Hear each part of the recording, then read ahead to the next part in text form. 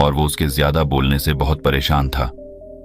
हरीश को पता चला कि जंगल में एक महात्मा आए हुए हैं। वह अपनी पत्नी को उनके पास लेकर जाता है और कहता है कि मुनिवर, कृपा करके आप इसे समझाइए, ये बहुत बोलती है। मेरे मना करने के बाद भी इसका दिन भर इसका मुंह चलता ही रहता है। मैं इसे कितना समझाता हूं कि कम बोलाकर चुप रहना सीख, लेकिन नहीं, और हर बार इसकी वजह से लड़ ढाई होती है।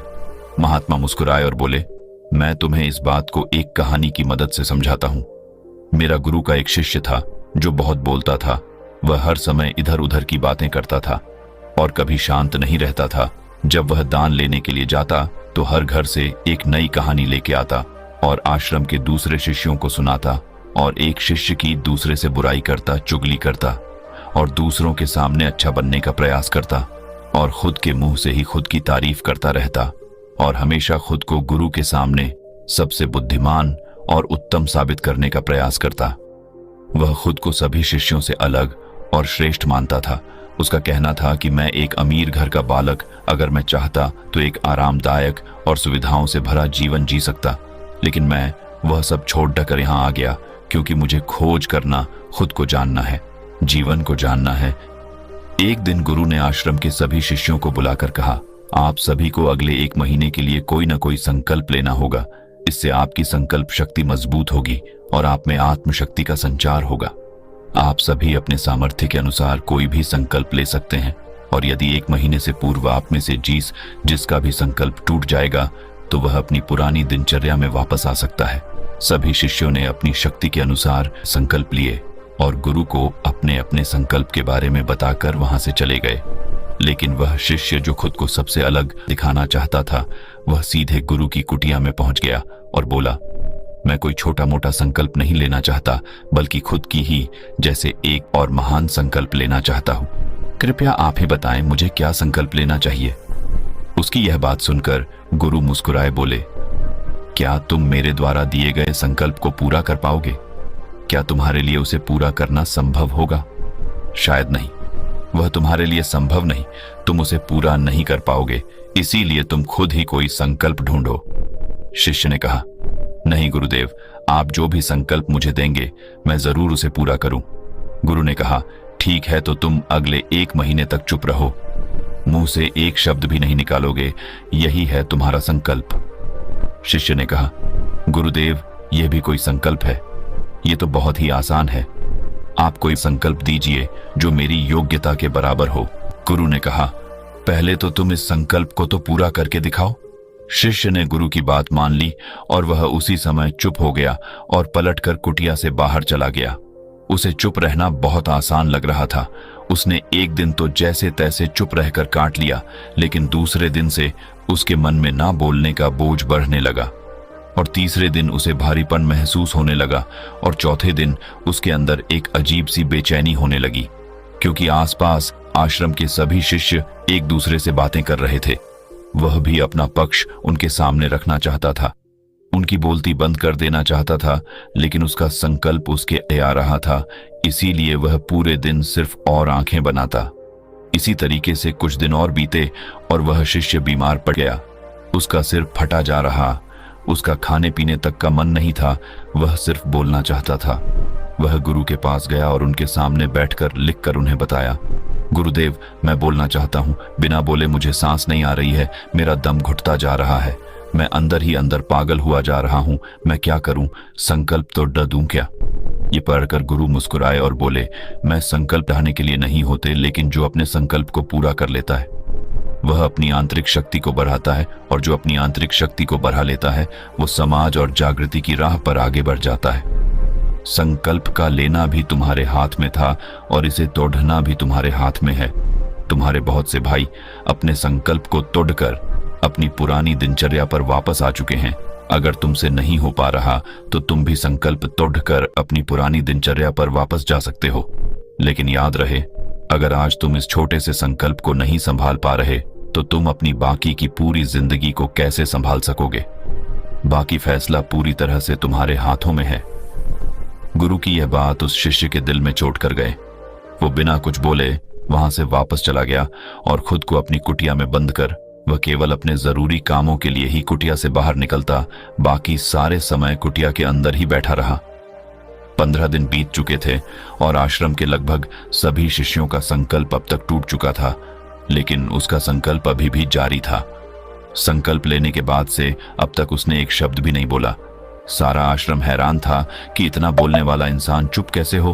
15 दिन बीतने के बाद वह दोबारा अपने गुरु के पास गया और लिखकर बताया है, गुरुदेव, मैं बाहर से तो चुप हूं, लेकिन मेरे भीतर बहुत सी आवाजें हैं, बहुत सी चीख पुकार और शिकायतें हैं। मैं अंदर ही अंदर बात करता रहता हूं। मेरा मन तरह तरह के प्रश्न पूछता है। मैं बाहर से जितना मोर, भीतर से उतने ही शोर शराबे से भरा। क्या इस तरह से मेरा संकल्प अभी भी है? गुरु ने कहा, हाँ, तुम्हारा संकल्प अभी भी जारी है, लेकिन जब तक लोगों की ये आवाजें तुम्हारे कानों में पती रही, तुम्हारा मन बोलता रहेगा, क्योंकि इसे तो आदत है। तुम भले ही बाहर से चुप रहो, लेकिन तुम अंदर ही अंदर बोलते रहोगे। तुम्हें इन बातों से, इन आवाजों से दूर जाना चाहिए। शिष्य गुरु को प्रणाम कर वहां से चला जाता है और सुबह होते ही अपनी कुटिया छोड़ जंगल की तरफ चला जाता है। कई दिन बीत जाते, संकल्प का समय भी पूरा हो जाता है, लेकिन शिष्य लौटकर नहीं आया। आश्रम में सभी को डर था कि कहीं जंगली जानवर ने उसे खाना लिया हो। इस बीच उसे ढूंढने की बहुत कोशिश की गई, लेकिन वह कहीं नहीं मिला। गुरु भाइयों ने मान लिया था कि जंगली जानवरों ने उसे अपना शिकार बना लिया है, लेकिन गुरु को ऐसा नहीं लगता। एक दिन आश्रम का एक अन्य शिष्य गुरु के पास आया और बोला, गुरुदेव, हमारे उस अधिक बोलने वाले भाई के साथ क्या हुआ होगा? क्या जानवर ने उसे मार दिया होगा? गुरु ने कहा, हो सकता है कि जानवरों ने उसे अपना शिकार बना लिया हो, लेकिन उसके न लौटने की एक दूसरी वजह भी हो सकती है। शायद उसे वह मिल गया है जिसके लिए वह गया था। फिर शिष्य ने पूछा, गुरुदेव, क्या ज्यादा बोलना इतना हानिकारक होता है? गुरु ने बोला, कहा, इंसान के जीवन के बहुत सारे दुखों में से एक दुख यह भी है कि वह कभी चुप नहीं रह सकता, हमेशा कुछ ना कुछ बोलता ही रहता है। सिर्फ हमारे बोलने के कारण हमारे आधे से ज्यादा दुख पैदा होते हैं। हम में से कोई भी चुप नहीं रहना चाहता, हम बस सामने वाले को सुना देना चाहते हैं। जो भी हमारे मन में है सब निकालकर उसके मन में बैठा देना चाहते हैं, उसे समझा देना चाहते हैं कि देख, तू गलत है और मैं सही। इस तरीके से सुनने और सुनाने का यह काम जिंदगी भर चलता रहता है, लेकिन इस नासमझी में हम अपना समय, अपना जीवन, अपनी समझ और सबसे महत्वपूर्ण अवकीमती पल जो जिए जा सकते हैं, जिनको अनुभव किया जा सकता है, जिनमें आनंद को प्राप्त किया जा सकता है, यह सब खो देते हैं। लेकिन इसके बदले हमें मिलता क्या है? कुछ नहीं, सब व्यर्थ और बर्बाद हो जाता है। शिष्य ने पूछा, तो फिर इसका समाधान क्या है?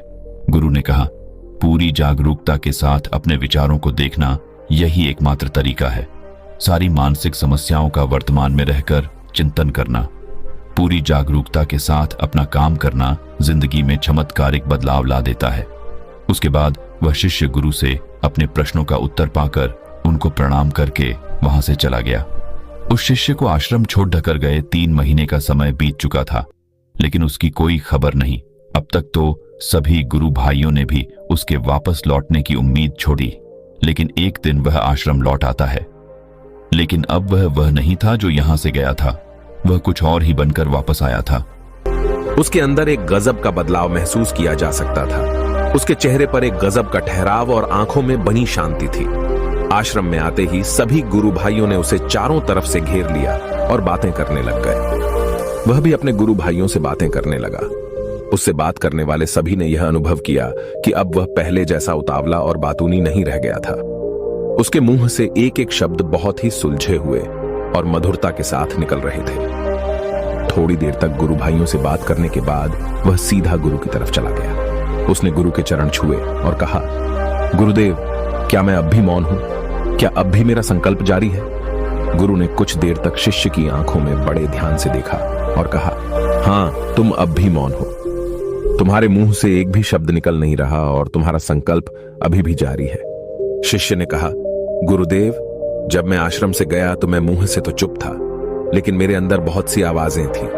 मन में बहुत से प्रश्न थे और वह बंद नहीं हो रहे थे, तो मैं जंगल में चला गया, इस उम्मीद से कि वहां मुझे शांति मिलेगी और मेरे मन की बकबक कम हो जाएगी। लेकिन मैं जितना एकांत में जाता गया, मेरे अंदर की आवाज उतनी ही तेज होती गई। मेरे भीतर की पुरानी से पुरानी आवाज मुझे सुनाई देने लगी। तब जाकर मैंने महसूस किया कि मैं कितना गलत कर रहा था। जब मैं अपने परिवार वालों, दोस्तों को और गुरु भाइयों को बुरा भला कहता था तो उस समय मुझे लगता था कि मैं सही कह रहा हूं। जब मैं गुरु भाइयों की एक दूसरे से चुगली करता था और उनका मजाक बनाता, तब भी मुझे यही लगता था कि मैं उनसे बेहतर हूं और मैं सही कर रहा हूं। लेकिन उस दिन मैंने पहली बार महसूस किया कि मैं कितना गलत बोलता था। काफी दिनों तक ये आवाजें, ये शिकायतें मेरे अंदर चलती रहीं, लेकिन धीरे धीरे करके एक दिन ये सारी आवाजें मेरे अंदर से समाप्त हो गई। अब मैं भीतर से भी मौन हो गया। उस घने जंगल में बाहर से कोई बोलने वाला था नहीं और भीतर कोई आवाज बची ही नहीं थी, और मैं उस दिन पहली बार मौन का सही अर्थ समझा। मेरे चारों तरफ बहुत शांति थी। हालांकि अभी भी कुछ आवाजें आ रही थीं जो पहले भी आती थीं, लेकिन मैं उन्हें सुन नहीं पाता था। पर अब वह सभी आवाजें मुझे स्पष्ट रूप से सुनाई दे रही थीं। हवा के चलने की आवाज, चिड़ियों के चहकने की आवाज और पानी के बहने की आवाज। ये सभी आवाजें मैंने पहली बार पूरे होशपूर्वक सुनी। अपने चारों तरफ इतनी शांति मैंने पहले कभी महसूस नहीं की थी। तो इस शांति को भंग करने के लिए मैंने पहली बार अपने मुंह से कोई शब्द निकाला। मैं चिल्लाया, हे ईश्वर, ये कैसी शांति है? सभी कुछ इतना शांत क्यों है? ऐसा क्या हो गया? लेकिन मेरे चिल्लाने के बाद भी शांति भंग नहीं हुई। सब कुछ पहले जितना ही शांत था, बाहर भी और भीतर भी। हे गुरुदेव, मैंने अपने गुरु भाइयों से बात की, मैंने आपसे बात की। मैं बोल रहा हूं, मैं चल रहा हूं, मैं सब कुछ देख रहा हूं, लेकिन मैं अपने भीतर एकदम एकांत में हूं, मौन में हूं। भीड़ में होता हूं तब भी भीतर से अकेला एकांत में होता हूं। जब मैं खुद में भी शोर करना चाहता हूं तब भी एकांत में ही होता हूं। अब सब दिखाई पड़ने लगा है, सब सुनाई पड़ने लगा है। गुरु ने कहा, जब तक हम बाहर की तरफ बोलते रहेंगे, भीतर अशांति ही रहेगी। लेकिन जिस दिन हम भीतर की तरफ मुड़ जाएंगे, तब हमारे मुंह से कुछ भी निकलेगा, हम शांत ही रहेंगे। दुनिया में जितनी भी बुराइयां हैं, ज्यादातर हमारे बोलने से ही उत्पन्न होती है, क्योंकि हम चुप रहना नहीं चाहते। हम जितनी जरूरत है उससे कहीं ज्यादा बोलते हैं। हम सामने वाले को सुनना नहीं चाहते, बल्कि उसकी बोलती बंद कर देना चाहते हैं।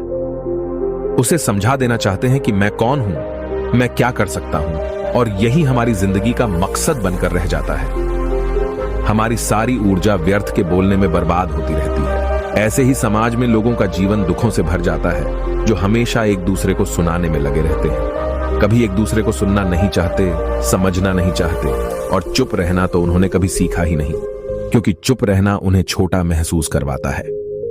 दुनिया की सभी लड़ाइयों का कारण हमारा बोलना ही है।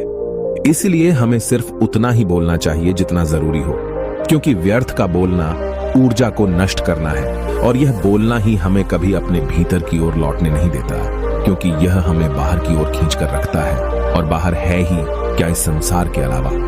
लेकिन अगर अपने भीतर के संसार की ओर मोड़ना है तो इस मुंह को बंद ही रखना चाहिए। इसीलिए जितने भी बुद्ध हुए, आत्मज्ञानी हुए, वह सभी एकांत की ओर भागे, ताकि उन्हें ज्यादा न बोलना पड़े, ज्यादा सुनना न पड़े। वह एकांत में रहे और शांत रहे, इसीलिए आसानी से भीतर की यात्रा कर पाए। लेकिन अगर कोई चाहे तो इस संसार में रहकर भी एकांत में रह सकता है, शांत रह सकता है, लेकिन इसके लिए उन्हें अपनी ऊर्जा बचानी होगी, जिसे वह अब तक अपने व्यर्थ के शब्दों में बर्बाद कर रहे थे। दोस्तों, इस कहानी की सीख यही है कि व्यर्थ का बोलना ऊर्जा को नष्ट करना है। ज्यादा और व्यर्थ बोलना ही हमें अपने भीतर की ओर लौटने नहीं देता, क्योंकि यह हमें बाहर की ओर झुकाए रखता है, और जिन्हें भीतर की यात्रा करनी है उन्हें अपने मुंह को बंद ही रखना चाहिए। मुझे उम्मीद है कि आपको यह कहानी पसंद आई होगी। कहता है, मैं अपने जीवन से बहुत दुखी हूं। मैं अपनी बीवी, बच्चों और अपने परिवार को भी खुश नहीं रख सकता। मैं अपने लिए भी कुछ नहीं कर पा रहा। कभी कभी तो मुझे अपनी जिंदगी को खत्म कर देने के भी ख्याल आते हैं। आप इतनी साधनाएं करते हैं, इतनी तपस्या करते हैं, क्या आप मुझे कोई ऐसा मार्ग बता सकते हैं जिससे मैं अपने बुरे वक्त से बाहर आ सकूं? मेरा बहुत बुरा समय चल रहा है। 2 वक्त की रोटी का इंतजाम करना भी मेरे लिए बहुत मुश्किल हो गया है। अब आप ही बताएं कि मैं ऐसे वक्त में मैं जिंदा रहूं तो कैसे रहूं, कैसे अपने परिवार को खुश रखूं? कृपया करके कोई साधारण सा तरीका बताने की कृपा करें, ताकि मैं आसानी से समझ सकूं, क्योंकि मैं बहुत पढ़ा लिखा नहीं हूं। अगर आप बड़ी से बड़ी ज्ञान की बातें करेंगे तो शायद मैं कभी समझ भी नहीं पाऊंगा। यह सुनकर महात्मा ने मुस्कुराते हुए कहा कि तुम एक काम कर सकते हो, फिर महात्मा ने सामने की ओर इशारा करते हुए कहा कि उस ऊंची पहाड़ी पर एक मंदिर है और उस मंदिर के पास चींटियों का एक घर है जहां पर हजारों चींटियां रहती है। तुम्हें सुनने में बड़ा अजीब लगेगा, लेकिन वो चींटियां उस मंदिर की जमीन को खराब कर देती है, उस मिट्टी की उपजाऊ शक्ति को खत्म कर देती है, जिसके कारण वहां पर कोई भी पेड़ या कोई भी घास पनप नहीं पाती है। तुम मेरा एक काम करो, उसके बाद मैं तुम्हें तुम्हारे सवालों के जवाब दूंगा। तुम 7 दिन तक रोज उस पहाड़ी पर जाओ और उस चींटियों के घर को तहस नहस कर दो, उसको तोड़ दो। जब भी तुम्हें कोई चींटियों का घर दिखे मंदिर के आसपास, तो उसे वहीं पर तहस नहस कर देना। लेकिन याद रहे, घर को तोड़ने में कोई भी चींटी मरनी नहीं चाहिए। इस बात को समझने का प्रयास करते हुए वो युवक वहां से चला गया। शायद उसको कुछ समझ में नहीं आया था कि महात्मा जी ऐसा क्यों करवा रहे हैं। तो वो उन चींटियों पर अन्याय कर रहे हैं, उनका घर तोड़वा रहे हैं, उन्हें नुकसान पहुंचा रहे हैं। आखिर कौन महात्मा ऐसा करेगा? लेकिन फिर भी उस महात्मा की बात मानते हुए वो अगले दिन से ही पहाड़ी पर जाना शुरू कर देता है। जब वो पहले दिन पहाड़ी पर पहुंचता है तो देखता है कि बहुत सारी चींटियां अपना खाना जुटाने में लगी हुई है। सारी चींटियां कतार से चल रही है और अनाज के छोटे छोटे कण उठाकर अपने घर में जमा करती जा रही है। ये देखकर पहले तो उस युवक का मन कमजोर पड़ गया। उसने सोचा कि ये इतनी मेहनत करके अपना घर भर रही है और मैं इनके घर को तबाह कर दूंगा तो इनको कितना बुरा लगेगा। लेकिन फिर उसने उस महात्मा की बात याद करते हुए उस घर को तोड़ना शुरू कर दिया। जल्द ही चींटियों में हाहाकार मच गया। वो इधर उधर दौड़ने लगी। अभी तक जो कतार से चल रही थी अब वो बिखर गई और इधर उधर अपनी जान बचाने के लिए भागने लगी। थोड़ी देर में घर टूट गया और सारी चींटियां इधर उधर छुपने के लिए भाग चुकी थीं। ये करने के बाद वो युवक दुखी मन से वापस अपने घर पर लौट आया। उसका मन परेशान था, दुखी था, पश्चाताप से भरा हुआ था। फिर उसने अपने बिस्तर पर रात में लेटे लेटे ही सोचा कि अब तो उन चींटियों का घर तबाह हो चुका है, अब वहां वापस जाने का क्या फायदा होगा। क्योंकि चींटियों का घर तहस नहस करने के लिए महात्मा जी ने कहा था, जो मैं कर चुका हूं। लेकिन फिर कुछ सोचकर अगले दिन उसने फिर से जाने का निश्चय किया और अगले दिन सुबह सुबह उठकर वो वापस उसी पहाड़ी पर पहुंच जाता है। पहाड़ी पर पहुंचकर वो उसी जगह पर पहुंचता है जहां पिछले सुबह उसने उस घर को तहस नहस कर दिया था। लेकिन वो ये देखकर चौंक जाता है कि उन चींटियों ने फिर से अपना घर उसी जगह पर बना लिया था और अब वो फिर से अपने घर के लिए सामान इकट्ठा करने में जुटी हुई थी। उस आदमी को देखकर लगा कि ये चींटियां कितनी मूर्ख है। इनको पता है कि कल ही इनका घर इसी जगह पर तबाह किया गया था और उसी जगह पर उन्होंने अपना नया घर भी बना लिया। और ये सोचकर वो आदमी हंसने लगा। लेकिन फिर से महात्मा की बात याद करते हुए उसने उन चींटियों का घर फिर से तबाह करना शुरू कर दिया। फिर से उन चींटियों में हलचल मच गई और थोड़ी देर में वो चींटियां इधर उधर अपनी जान बचाने के लिए भागने लगी। कुछ ही देर में उनका घर फिर से नष्ट हो गया और वो युवक थोड़ा संतोष के भाव से कि इस बार तो मैं अच्छी तरह से उस घर को तबाह कर दिया है, अब तो वो चींटियां यहां पर अपना घर बना ही नहीं पाएंगी। इसीलिए जाने से पहले उसने उस घर पर ठंडा पानी भी डाल दिया ताकि चींटियां वहां पर अपना घर न बना सके। और इस तरह अपना कर्म पूरा करके वो युवक फिर से अपने घर लौट आया। आज रात में सोते वक्त फिर से वो युवक यही सोच रहा था कि क्या महात्मा ये सही काम करवा रहे हैं? क्या किसी का घर तबाह करना किसी सिद्ध पुरुष को शोभा देता है? क्या हो अगर वो महात्मा सिद्ध पुरुष हो ही ना, क्या होगा अगर वो मुझे बेवकूफ बना रहे हो?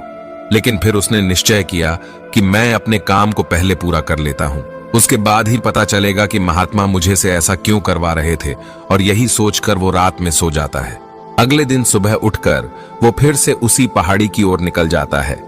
पहाड़ी पर पहुंचकर वो उसी जगह पर पहुंचता है जहां पर उसने उनके घर को तबाह कर दिया था और वो ये देखकर खुश हो जाता है कि वहां पर कोई भी घर नहीं था। सारी चींटियां वहां से भाग चुकी थी। अब उसने सोचा कि अब मेरा रोज रोज आने का क्या फायदा होगा, क्योंकि चींटियां तो अपना घर बदल चुकी है और महात्मा जी ने मुझे 7 दिन आने के बाद कहा था। लेकिन आज तो तीसरा ही दिन है, अब बाकी 4 दिन वापस आने का क्या फायदा होगा। और यही सोचकर उसने निश्चय किया कि यहां से वो सीधा उसी महात्मा के पास जाएगा और उनको ये सारी खबर बता देगा। जब वो वापस मुड़कर उस पहाड़ी से उस महात्मा की कुटिया की तरफ जाने लगा, तभी अचानक उसकी नजर एक और घर पर पड़ी जो कि चींटियों का ही बनाया हुआ था। मतलब कि वो घर चींटियों ने ही बनाया था। और अब वो चींटियां नए घर में वास कर चुकी थी। ये नया घर उनके पुराने घर से थोड़ी ही दूरी पर था और जब उसी युवक की नजर उस घर पर पड़ी तो उसने सोचा कि शायद महात्मा को पता था कि ये चींटियां अपना घर यहां से बदलकर किसी दूसरी जगह पर बना लेगी, इसीलिए उन्होंने मुझे 7 दिन आने के बाद कहा था। और ये विचार करके वो उनका नया घर भी तोड़ने के लिए पहुंच जाता है। जब वो वहां पहुंचा तो चींटियां उसी तरह अपने कार्य में लगी हुई थी। वो अपने लिए खाना इकट्ठा कर रही थी और अपने घर में जमा कर रही थी। जब पुराना घर टूटा था वहां भी अनाज के कण बचे हुए थे और चींटियां वहां से भी अनाज इकट्ठा कर करके वापस अपने नए घर में ला रही थी। अब यहां पर फिर से युवक का मन थोड़ा कमजोर पड़ गया, क्योंकि वो खुद भी कमजोर था, खुद भी वक्त का मारा हुआ था। इसीलिए उसके मन में उन चींटियों के प्रति दया का भाव उमड़ रहा था। उनके ऊपर उसे दया आ रही थी। वो चाहता था कि उनकी मदद करे, लेकिन वो उल्टा उनको नुकसान पहुंचा रहा ही। सावधानी के साथ बिना किसी चींटी को कोई नुकसान पहुंचाए वो घर तबाह करना शुरू कर दिया। वक्त थोड़ा ज्यादा लगा, क्योंकि किसी भी चींटी को नुकसान न पहुंचने की शर्त महात्मा ने पहले ही रखी थी। इसीलिए उसको बड़ी सावधानी के साथ उन घरों को तबाह कर रहा था। लेकिन आखिरकार उसने उस घर को भी तबाह कर दिया और उस घर को तबाह करने के बाद वो बड़े ही दुखी मन से, इस बार वो पहले से भी ज्यादा दुखी था, क्योंकि उसने उनका नया घर भी तोड़ दिया था। वो उन चींटियों को बसने ही नहीं दे रहा था और वो अब अपने आप को शैतान या दानव समझने लगा था। लेकिन फिर भी उस महात्मा की बात को मानते हुए वो अपने घर पर दुखी मन से वापस आ गया। रात में सोने से पहले एक बार उसने फिर से सोचा कि मैं कितना बड़ा शैतान हूं, कितना बड़ा दानव हूं। पुराना घर तो छोड़ो, मैं उन चींटियों को कहीं भी बसने के लिए कोई जगह ही नहीं दे रहा हूं। वो चींटियां मेरे बारे में क्या सोचती होगी? वो कितना बड़ा दानव होगा उस परमात्मा को जो मेरे द्वारा ये काम करवा रहा है। लेकिन फिर भी उसने अगले दिन जाने का निश्चय किया और अगले दिन सुबह सुबह वो फिर से वहां पर पहुंच गया। वो ये देखकर फिर से आश्चर्यचकित रह जाता है कि इस बार चींटियों ने एक और नई जगह पर अपना घर बना लिया था। वो तो पहले से भी ज्यादा ऊर्जा के साथ काम कर रही थी और उन्होंने एक रात में पहले से भी बड़ा घर बना लिया था और अब वो फिर से अपना अनाज और खाना इकट्ठा करने में जुटी हुई थी। ये देखकर उस आदमी को लगा कि ये चींटियां किस मिट्टी की बनी हुई है। मैं उनको बार बार यहां से भगाने की कोशिश कर रहा हूं और ये वहीं पर अपना घर बना लेती है। क्या इनको पता नहीं है कि मैं यहां पर कभी भी बसने नहीं दूंगा? ये चींटी है, दिखने में इतनी छोटी है, लेकिन फिर भी ये मुझसे हार नहीं मान रही है। बड़ी ताज्जुब की बात है। और इस बार उसने गुस्से में उस घर को तहस नहस करना शुरू कर दिया।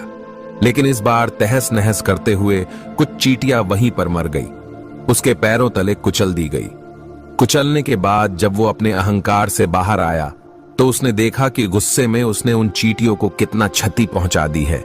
उसका मन पश्चाताप से भर गया और वो रोता हुआ अपने घर की तरफ बढ़ गया। रात में सोते वक्त उसने सोचा कि मैं उन चींटियों पर बहुत ज्यादा अत्याचार कर रहा हूं, अब इससे ज्यादा अत्याचार मैं नहीं कर पाऊंगा। और यही सोचकर वो अगले दिन उन चींटियों के लिए अपने घर से थोड़ा आटा लेकर उसी पहाड़ी पर पहुंच जाता है। आज उसके मन में उन चींटियों के प्रति श्रद्धा का भाव था, दया का भाव था। आज वो उनकी मदद करना चाहता था। और जब वो वहां पर पहुंचा तो चींटियां फिर से अपने नए घर को बनाने में जुटी हुई थी। उसने बड़े ही करुणा के साथ उन चींटियों को अपना लाया हुआ आटा खिलाया। अगले 7 दिनों तक वो ऐसा ही करता रहा। वो रोज सुबह जाता, उन चींटियों को अपने हाथों से आटा खिलाता। 7 दिन के बाद वो युवक उस महात्मा के पास पहुंचकर हाथ जोड़कर बोलता है कि हे महात्मा जी, मुझे माफ कर देना। मैंने उन चींटियों का घर तबाह करने के लिए बहुत कोशिश की। मैंने उनका घर तबाह किया भी, 1 बार नहीं 4 बार मैंने उनका घर तोड़ा। उसके बाद मैं हिम्मत नहीं कर पाया, उनके घर को नहीं तोड़ पाया। मैं समझ सकता हूं कि मैं आपका काम पूरा नहीं किया और इसके बदले आप मुझे तरीका भी नहीं बताएंगे जो कि मुझे मेरे बुरे समय से बाहर निकाल सकता है। लेकिन मुझे इसका कोई परवाह नहीं है। मुझे लगता है कि मैंने जो किया वो सही किया, इसीलिए मैं आपसे आज्ञा लेकर वापस जा रहा हूं। कृपया मुझे वापस अपने घर जाने की आज्ञा दीजिए। ये सुनकर महात्मा ने मुस्कुराते हुए कहा कि अरे बेटा, कहां चल दिए? रुको तो सही, जलपान तो कर लो, थोड़ी देर ठहर जाओ, उसके बाद चले जाना। और ये कहकर वो महात्मा उस युवक के लिए पानी लेकर आते हैं। पानी पिलाने के बाद महात्मा उस युवक से पूछते हैं कि तुम मुझे ये बताओ कि आखिर तुम उन चींटियों का घर तबाह क्यों नहीं कर सके? वो चींटियां तो छोटी है और तुम इतने विशालकाय हो, फिर भी तुम उन छोटी छोटी चींटियों का घर तबाह नहीं कर पाए। कहां है तुम्हारी शक्ति, तुम्हारा बाहुबल? इसका जवाब देते हुए उस युवक ने कहा कि हे महात्मा, मैंने उन चींटियों का घर तबाह कर दिया था, बार बार किया था। एक बार तो अपने गुस्से में उन चींटियों को भी हानि पहुंचा दी थी, लेकिन जिस दिन मैंने उनको हानि पहुंचाई उसी दिन मुझे लगा कि मैं उनको क्यों हानि पहुंचा रहा हूं, क्यों इनको इतनी तकलीफ दे रहा हूं, और उसी दिन से मैंने उनको क्षति पहुंचाने की वजह, नुकसान पहुंचाने की वजह उनकी सहायता करनी शुरू कर दी। ये सुनकर उस महात्मा ने कहा कि ये ही तो सीखने की बात है। एक छोटी सी चींटी हमें जीवन का संदेश दे जाती है। मैंने तुम्हें उन चींटियों का घर तबाह करने के लिए नहीं भेजा था, मैंने तुम्हें भेजा था ताकि तुम उन चींटियों से कुछ सीख ले सको। तुम्हें क्या सीख मिली? उन चींटियों से क्या मुझे बता सकते हो? यह सुनकर उस युवक ने पूरी कहानी बयां कर दी। पूरी कहानी सुनने के बाद महात्मा ने मुस्कुराते हुए कहा कि बेटा, पहली सीख जो इन चींटियों से ले सकते हैं वो ये थी कि तुमने कितनी ही बार उनके घर को तोड़ने की कोशिश की, कितनी ही बार प्रयास किया कि उनके घर तबाह हो जाए, लेकिन वो हर बार अपना नया घर बना लेती थी। उन्होंने कभी भी हार नहीं मानी। अगर वो हार मान लेती तो वो चींटियां तुम्हें वहां पर नहीं मिलती। जीवन कार्यशीलता का नाम है, लेकिन हम मनुष्य एक दो बार हार मिलने पर ही टूट जाते हैं, हताश हो जाते हैं और फिर जीवन में प्रयास ही नहीं करते। और कुछ लोग तो अपनी जिंदगी को खत्म करने को उतारू हो जाते हैं। लेकिन जानवरों में तुमने एक बात देखी होगी कि वो अपना जीवन खुद से कभी खत्म कर ही नहीं सकते हैं। तुमने कभी नहीं सुना होगा कि किसी जानवर ने आत्महत्या कर ली, चाहे वो जानवर कितना भी भूखा क्यों ना हो, कितना ही दुखी क्यों ना हो, लेकिन वो अपने जीवन के लिए हमेशा संघर्ष करता रहता है। लेकिन वही दूसरी तरफ हम मनुष्य एक दो बार हताश होने पर ही अपना जीवन खत्म कर लेते हैं। जीवन तो कर्मशीलता है, कर्म करने का नाम है। जीवन और मृत्यु आखिरी विश्राम है, परम विश्राम है। इसीलिए मृत्यु से पहले कर्म करना कभी मत छोड़ना, क्योंकि मृत्यु के बाद तो तुम परम विश्राम में चले ही जाओगे। तो उससे पहले कर्म करना क्यों छोड़ रहे हो? क्यों हताश हो रहे हो? अगर तुम्हारा एक घर टूट गया है तो दूसरा घर बनाने का प्रयास करो, कोशिश करो, और कोशिश करने वालों की कभी हार नहीं होती। ये तुम उन चींटियों से देख चुके हो। देखने में तुमसे कितनी छोटी है वो चींटियां और तुम इतने बड़े हो, लेकिन उनका मन तुम्हारा मन से इतना बड़ा है, इतना विशाल है, इतना दृढ़ संकल्प है कि इतनी बार घर टूटने पर भी उन चींटियों ने कभी हार नहीं मानी। दूसरी सीख ये है कि जब भी हमारे ऊपर बुरा समय आता है, हमें लगता है कि यह समय कभी नहीं जाएगा, यह समय मेरे जीवन को बर्बाद कर देगा, मुझे कभी नहीं जीने देगा। और अपने इन्हीं ख्यालों से, अपने इन्हीं विचारों से, जिसका असलियत में कोई भी अस्तित्व नहीं है, वो सिर्फ विचार है, और वही विचार हमारे मन को दुखी कर देती है, और इसीलिए हम प्रयास करना भी छोड़ देते हैं। लेकिन तुम खुद सोचो कि बार बार प्रकृति हमें क्षति पहुंचाएगी, नुकसान पहुंचाएगी, लेकिन कब तक पहुंचाएगी? अगर हम बार बार फिर से उठ के फिर से नया प्रयास करते रहेंगे तो प्रकृति भी हमारे सामने घुटने टेक देगी, और वो भी एक दिन हमारे ऊपर दयावान हो जाएगी, कृपालु हो जाएगी, और वो हमें सब कुछ देने लगेगी जिसकी हमने कभी कामना की थी। तुमने खुद देखा कि तुम उन चींटियों को तबाह करने के लिए पहुंचे थे, लेकिन बाद में तुम ही उन चींटियों को अनाज और आटा देने लगे, तुम ही उन पर कृपालु हो गए। क्यों हुए? क्योंकि तुमने देखा कि वो चींटियां हार ही नहीं मान रही है। इसी तरह अगर तुम भी अपने जीवन में कभी हार नहीं मानोगे तो एक न एक दिन ये प्रकृति तुम्हें वो सब कुछ देगी जो तुम अपने जीवन में पाना चाहते थे। इसीलिए दो सीख याद रखना, कर्मशीलता कार्य करते जाना, और दूसरा कि एक न एक दिन प्रकृति तुम्हारी उस कर्म का परिणाम आपकी जिंदगी को बदलने वाली है। एक गांव में किसान रहता था जिसका नाम मोहन था, जो हमेशा मस्त रहता था। उसके चेहरे पर कभी किसी बात की उदासी नहीं होती और न वह कभी चिंतित दिखता। एक बार गांव में भयंकर तूफान आया। गांव के लोगों की सारी फसलें खराब हो गईं।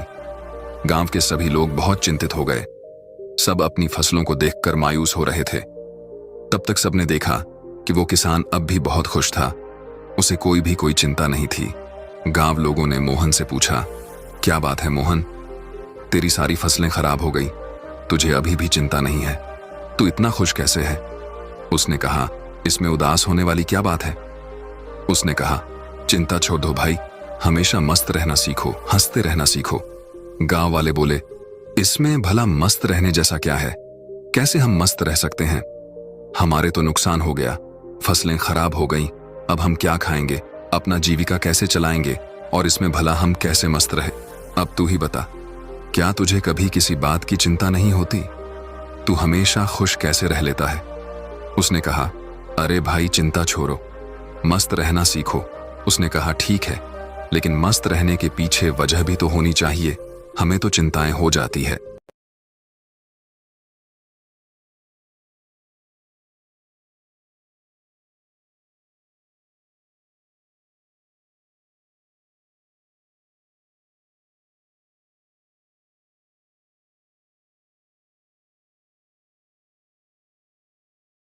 जिम्मेदारियों को चिंता। हम बच्चे थोड़े हैं कि हमेशा खुश रहें। 15 साल के बाद उनको भी चिंताएं घेर लेती है। अब तो चिंता ही चिंता है। मेरे बच्चों को पढ़ाई की चिंता है, उनके करियर की चिंता है, उनके फ्यूचर की चिंता है। मुझे उन बच्चों की खाना पीना और बाकी सारी घरेलू चीजों की चिंता है। तो भला इंसान को कैसे खुश रहे? उसने कहा, खुश रहना एक कला है और मस्त रहना अपने आप में यह सोच है। गांव वालों ने बोला, तो क्या तुम हमें ये कला सिखा सकते हो कि हम भी हमेशा खुश और मस्त कैसे रह सकते हैं? उसने कहा, हाँ, मैं तुम्हें एक मजेदार कहानी सुनाता हूं, ध्यान से सुनो। बचपन की बात है, मैं अपने पिता के साथ एक बार जंगल के रास्ते से शहर जा रहा था, क्योंकि हमें फसलों को बेचनी थी। क्योंकि उस समय मेरे पिताजी काफी परेशान रहते थे, घर में बिल्कुल भी धन नहीं बचा था। अब तो फसलों को बेचना ही आखिरी हल था। जंगल जाते जाते शाम हो गई और जंगल में काफी अंधेरा हो गया। रास्ता तो दिख नहीं रहा था। उस दिन भी ऐसे ही आंधी आई थी। तब तक हमारी बैलगाड़ी का पहिया जमीन में धंस गया और हम वहीं फंस गए। पापा ने पहिया बहुत निकालने की कोशिश करी, लेकिन वो निकला ही नहीं। अंत में थक गए, हम हार गए, हमें कोई रास्ता नहीं दिखाई दिया। अब हम भूख प्यास से परेशान होने लगे और हमें डर लगने लगा। मैंने पापा से कहा, पापा मुझे बहुत डर लग रहा है।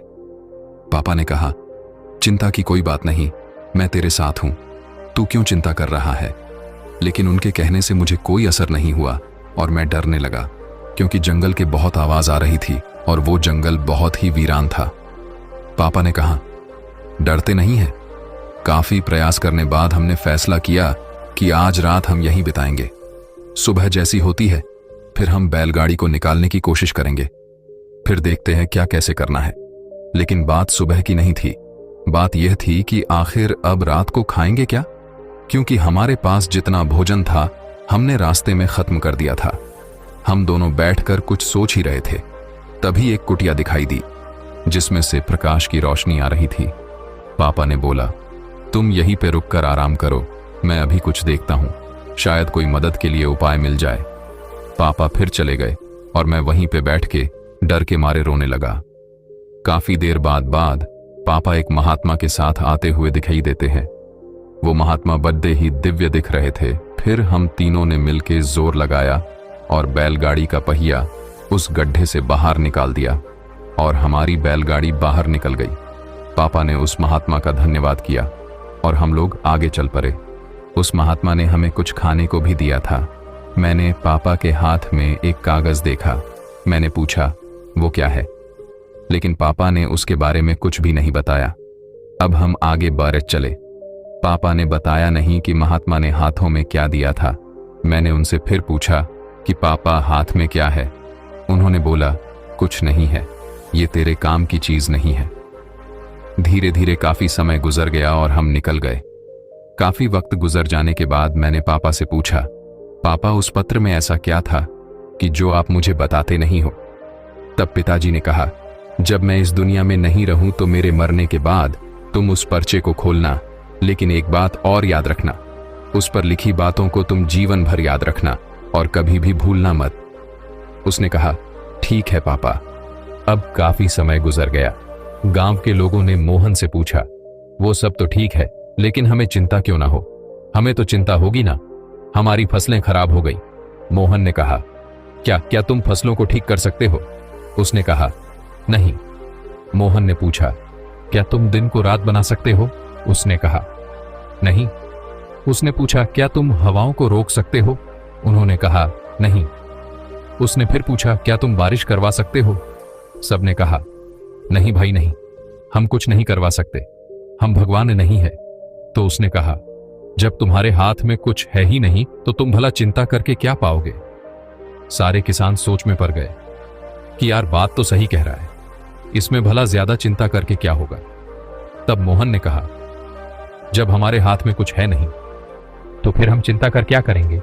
इसीलिए मस्त रहना सीखो और मस्त रहने की आदत डालो, तभी तुम्हारे जीवन में खुशियां आएंगी। तब सब किसान ने कहा, लेकिन उस पत्र में ऐसा क्या लिखा था? क्या तुमने पिता के जाने के बाद उसे खोलकर नहीं देखा?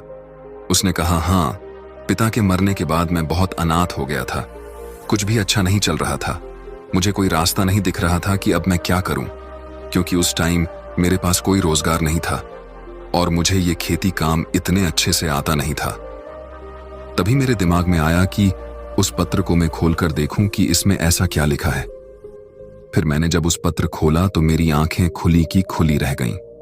सबने पूछा, ऐसा क्या था उस पर्चे में, हमें भी बताओ। किसान ने कहा, उस पत्र में लिखा था कि ये वक्त भी गुजर जाएगा। मुझे इसका मतलब समझ में नहीं आया और उसका मतलब जानने के लिए मैं उस महात्मा के पास गया तो महात्मा ने बताया, ये समय भी गुजर जाएगा। मैंने कहा, ये तो ठीक है, आप तो वही बता रहे हैं जो इस पर्चे पर लिखा है, लेकिन इसका मतलब क्या है? महात्मा ने फिर कहा, यह समय गुजर जाएगा। अब मुझे गुस्सा आया, मैंने फिर से पूछा है, ये क्या मजाक है? मैं इसका मतलब पूछ रहा हूं और आप इस पर लिखी बातों को बार बार मुझे सुना रहे हैं।